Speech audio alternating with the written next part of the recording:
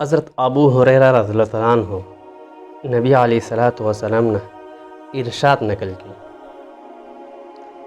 چې نبی علیه الصلاۃ والسلام فرمایي چې د حق تعالی شانه یعنی الله رب العزت د هغه یو کم سل نمونه دي د دواړو جهانو بادشاه چې کوم ده د هغه یو کم سل نمونه چې دا چا هم یاد کړل هم په ترجمه سره نوم یاد کو د هغې نوم ترجمه یاد کړه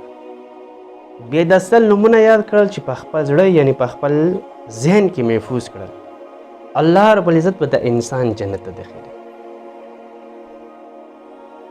نه اسانه طریقه ده سل نومونه دي ډېر کم وخت به لګي بهرحال که بیا هم د چا ذهن کمزور وي څوک نومونه نشي یادول په ورځ کې یو نوم یادول خو ډېره اسانه ده یا رحمان یا رحیم یا کریم اسان نومونه دي اسان نومونه دي نه چې ته یو نوم چې ته یو نوم په یو ورځ کې یادوي نه ته یو کم سل نومونه یو کم سلو ورځو کې یادولی شي چې کوشش وکړې نه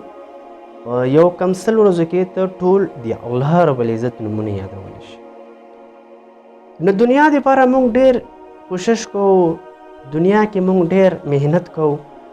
هغه هنر یادوو چې هغه هنر موږ سره څه یعنی ډېر مشکله وي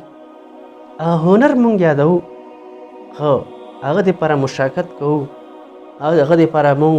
سپکې سپورې خبرې برداشت کوو هغه دپاره موږ راټل برداشت کوو هغه کار موږ حاصلوو ولې چې هغه کار موږ وایي که یاد کې په دنیا کې به تا سره یو هنر وي یعنی تا سره به شاګردان وي دکان به دي وي تا سره صرف دنیا کې پاتې کېږي آخرت ته تا سره نه ځي که هر څومره غټ عهده وي که هر څومره غټ کاروبار که هر څومره غټ هنر یاد کړي بس دنیا کې چې وفات چې تا سره دلته پاتې شي بس ته ولاړې او دلته تا سره آخرت ته نه ځي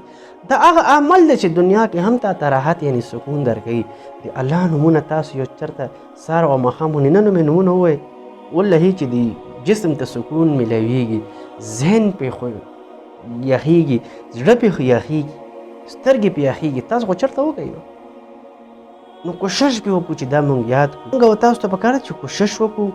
انشاءالله یادول یې اسانه دي کم از کم دا وکړو چې بل مسلمان باندې هم یاد کړو که نه وي د الله رضا دپاره دغه ویډیو مخکې مسلمانانو ته شیر نورو خلکو ته دغه حدیث ورسېږي دغه روایت نورو خلکو ته ورسو دغه کوشش خپله هم د عملو